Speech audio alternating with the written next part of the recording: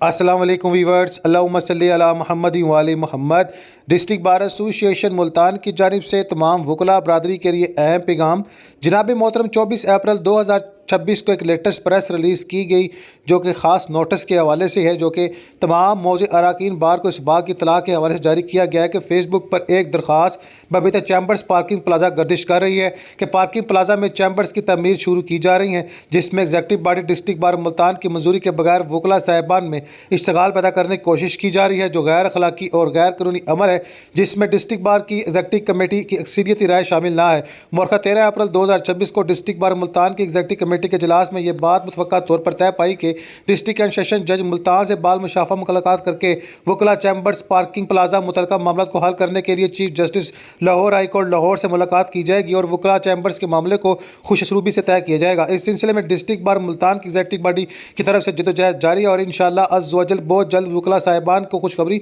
दी जाएगी। जनाब मोहतरम बुशरा नकवी सदर और मलक सादत हुसैन जनरल सेक्रेटरी की जानिब से तस्दीक शुदा नोटिफिकेशन। मज़ीद मालूमात कर दिए गए ऑफिशियल नंबर पर रब्ता करें 061 451 8304।